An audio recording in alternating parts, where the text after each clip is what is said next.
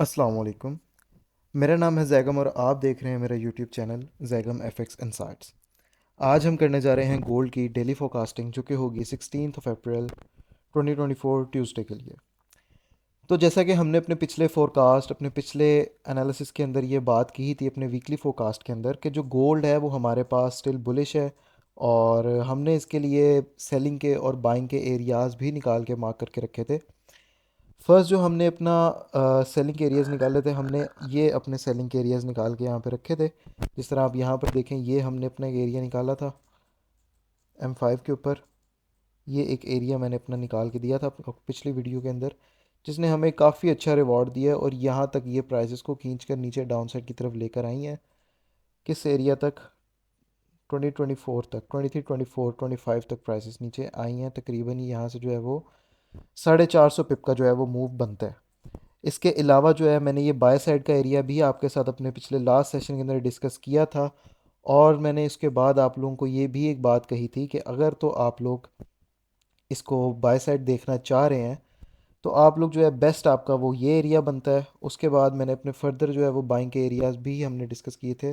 Further next हमने एक ये बाइंग का एरिया डिस्कस किया, तो जहाँ नीचे ये स्टिल अभी तक प्राइसेस यहाँ तक नहीं आई और हमारे पिछले ही बाइंग के एरिया से जो है यहाँ से जो है प्राइसेस वो अपसाइड की तरफ जा चुके हैं और हमें तकरीबन एक 400 पिप का मूव जो है वो यहाँ से भी देखने के लिए मिला है। अगर हम इसको देखें तो 460 प्लस पिप्स का जो है वो मूव है।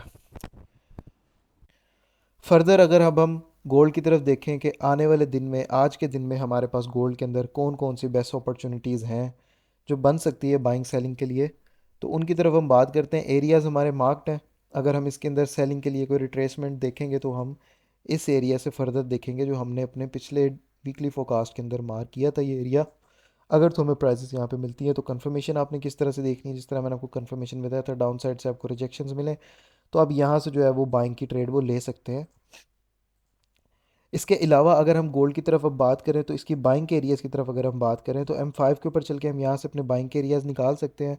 सबसे पहले हम यहाँ पर फिब का टूल फिबोनाची रिट्रेसमेंट को यूज़ करते हैं और इसके रिट्रेसमेंट एरियाज़ को जो है वो देखते हैं 50% और 61.8%। तो ये वाला जो एरिया यहाँ पर हमारे पास एक बाइंग का बेहतरीन एरिया निकल कर आया है जहाँ से हम बाय साइड की तरफ प्ले करेंगे मार्केट को। ठीक है। इसके अलावा इससे नीचे ये एरिया तकरीबन आपका ये कंप्लीट यहाँ तक नीचे एरिया बनता है। खैर फ़िलहाल हम इसको इतना मार्क करते हैं और इसकी बाइंग की जो ट्रेड्स हैं वो हम यहाँ से देखेंगे। इस एरिया की अगर मैं बात करूँ तो ये एरिया हमारे पास निकल के आता है 2346 से लेके 2348 का ये आपका एरिया बनता है और ये आपका एक अच्छा बाइंग एरिया बन सकता है क्योंकि आपका ये एक ट्रेंड कॉन्टिन्यूएशन एरिया है जहाँ से प्राइसेस जो है वापस अपना जो है वो ट्रेंड कंटिन्यू करेगी बाय साइड की तरफ। इसके अलावा हमारे पास नीचे भी बाय साइड के एरियाज निकलते हैं। टाइम फ्रेम थोड़ा और M1 के ऊपर जाके देखते हैं। बाइंग का एरिया आपके पास ये भी एक बेस्ट आपके पास एरिया निकल कर आ रहा है फॉर बाइंग साइड। ठीक है। ये इतना आपके पास ये एक एरिया निकल कर आता है और यही एरिया है हमारे दो। इन्हीं एरियाज़ के अंदर जो है हम वो प्ले करेंगे बाय साइड की तरफ कल का दिन। इस एरिया की अगर मैं बात करूं तो ये जो एरिया हमारे पास निकल कर आता है ये हमारे पास निकल के आता है 2335 से लेके 2338 का ये आपके पास एरिया निकल कर आता है 39 का। उसके अलावा हमारे पास जब तक ये एरिया जिसके बारे में मैं अपने पिछले एनालिसिस के अंदर अपने पिछले एक आई थिंक सो 1.5 हफ्ता हो गया हम इसी एरिया के बारे में बात करते हुए आ रहे हैं। 23-24 के एरिया के बारे में बात करते हुए आ रहे हैं जो कि हमारा एल्गोरिदम का ये एरिया है और इसने हमें आज फिर जो है वो एक बहुत अच्छी ट्रेड दी है। ठीक है। इसके अलावा मैं आप लोगों को बताता चलूँ कि अगर आप फॉरेक्स ट्रेडिंग को सीखना चाहते हैं तो आप मुझे मेरे व्हाट्सएप के नंबर पे जो कि इस चैनल की डिस्क्रिप्शन में और इस वीडियो की डिस्क्रिप्शन में मैंने डाल रखा है वहाँ पर आप मेरे साथ कांटेक्ट कर सकते हैं। इसके अलावा आप हमारा ये ग्रुप देख सकते हैं। इस ग्रुप के अंदर जो है हम सिग्नल्स वगैरह जो है वो नहीं देते, लेकिन इसके अंदर जो है हम डेली जो है अपने एनालिसिस वगैरह जो है वो शेयर करते रहते हैं कि मार्केट कैसे कर सकती है परफॉर्म। और बेसिकली इस ग्रुप की अगर मैं आप लोगों को बात करता चलूँ तो ये जो मेरा एक ग्रुप है ये मैंने अपने असल में स्टूडेंट्स का बनाया हुआ है जो मेरे से ट्रेडिंग को सीख भी रहे हैं और सीख भी चुके हैं। उनके लिए हम इस तरह से करते हैं कि वो डेली ट्रेड्स करते हैं।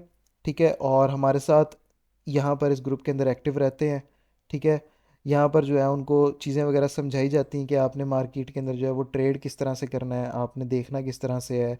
उनके साथ साथ उनके जो डाउट्स होते हैं वो क्लियर वगैरह होते रहते हैं कि अब हमने जो है वो, अगर आप बाय कर रहे हो या सेल कर रहे हो, तो यहाँ पर जो है आपको डेली जो है वो अपडेट्स वगैरह जो सी हैं वो मिलती रहती है। और मैं इस ग्रुप के अंदर एक्टिव होकर खुद भी मार्केट के बारे में बताता रहता हूँ कि गोल्ड के जो बाइंग के एरियाज़ कौन कौन से हैं। गोल्ड बुलिश है, जिस तरह यहाँ पर बताया गया कि बाय सेल नहीं करे, कोई भी उसको बाय साइड देखे। तो बेसिकली ये जो चीज़ होती है वो एक नए ट्रेडर को हेल्प आउट करती है, ताकि वो जो है अपनी ट्रेडिंग जर्नी को ईजीली जो है सक्सेस की तरफ लेके जा सके। वापस अपने चार्ट्स के ऊपर आ जाते हैं। बाइंग और सेलिंग के लिए हमने एरिया डिस्कस किए हैं। ये हमारे तीन हमारे पास बाइंग के एरियाज़ हैं कल के लिए।